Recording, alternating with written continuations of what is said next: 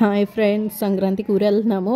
4:30కి start అయినా కూడా LB Nagar వచ్చేసరికి 6 అయింది. అప్పటికే ఎంత ట్రాఫిక్ ఉందో.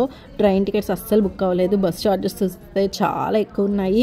ఇంకా కొంతమంది అయితే బండ్ల మీద వెళ్ళిపోతున్నారు లగేజ్ వేసుకొని. మరి అదే సుఖమైన పని అనిపించింది, ఎందుకంటే ట్రాఫిక్ వల్ల మాకు 1.5 అవర్ వరకు లేట్ అయిపోయింది. ఇంటికి వెళ్ళేసరికి మా అత్తయ్య చెక్కలు, జంతికలు, బూందీ చేస్తున్నారు. అండ్ మా వదిన కూడా హెల్ప్ చేస్తుంది. సరే అని చెప్పి నేను కూడా చెక్కలు ఒత్తడంలో హెల్ప్ చేశాను. చెక్కలు అయితే చాలా బాగా వచ్చాయి. అంటే మేము చిన్న చిన్న చెక్కలు చేసుకుంటాం.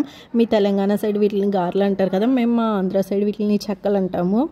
అండ్ బూందీ కూడా కొంచెమే చేసుకున్నాము.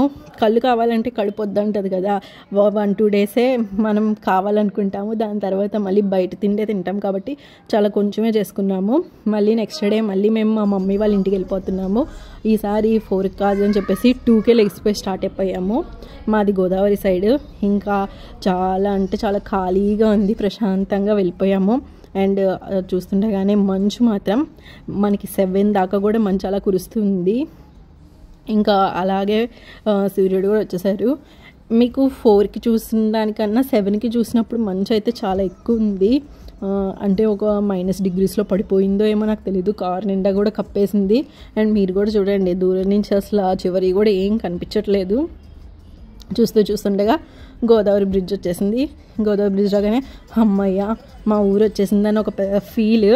ఎందుకంటే జాబ్స్ కోసం అని చెప్పి ఎక్కడో ఉండి చదువుకొని ఆ కష్టపడి హాస్టల్లో ఫుడ్ నచ్చక ఇచ్చేసి మన ఇంటికి వెళ్తున్నామంటే ఒక హ్యాపీనెస్ ఉంటుంది కదా. కానీ ఆ హ్యాపీనెస్ కూడా 2-3 రోజులు మాత్రమే.